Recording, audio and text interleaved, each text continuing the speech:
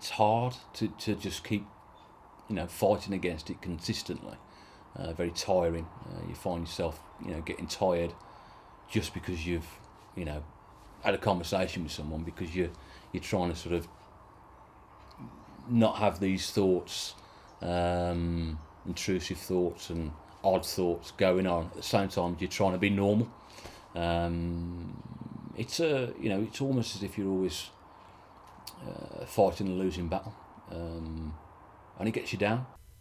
John's been battling with depression since he was a teenager. It and problems with alcohol have destroyed nearly every relationship he's ever had.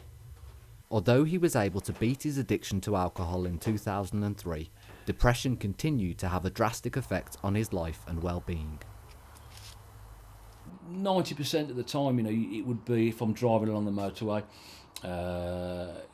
Quite often I would think, if I just stick this into the barrier now, it's not going to be shameful for my family because it's an accident. I haven't committed suicide and things like that. So, and that was a daily thought, and thinking about suicide is something that I still do, but it's not something it's something I know I would never do now. But it's just I don't know whether it's a suicide thought or whether it's I want an end to the pain. In 2013, John had a breakdown. He moved back in with his father and began to write. That's how Ex-Booze Hound was born. I wanted to try and help people, and I just thought, all this talk about, let's talk and let's get rid of stigma, and I feel it was about being completely honest and open about how I felt as a mentally ill person, or a mentalist as I call us on the blog. It sort of came about from a guy in Australia, a guy called Danny Baker. I read a memoir of his, and it was the first time I'd read stuff that it was effing and jeffing, and it was all about the pain and the consistently fighting, and it just rang true with me.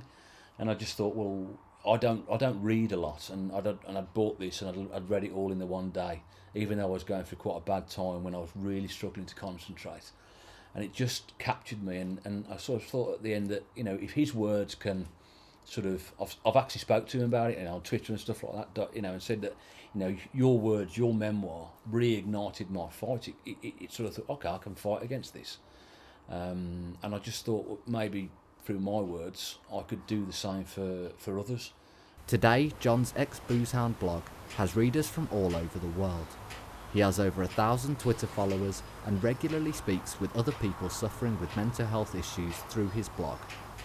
Although he still suffers himself, writing has given him a new sense of purpose. The blog has been good for me, and it's been good for other people as well.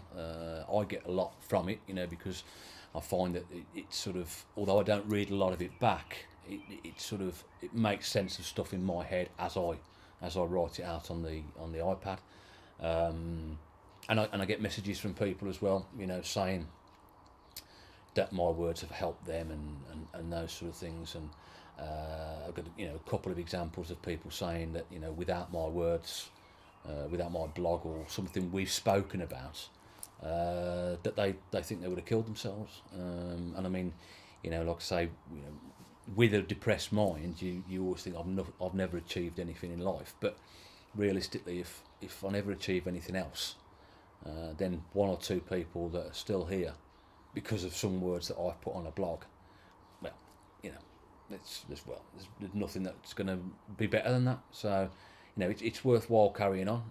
Tom Bowen for the Midland in Hales Owen.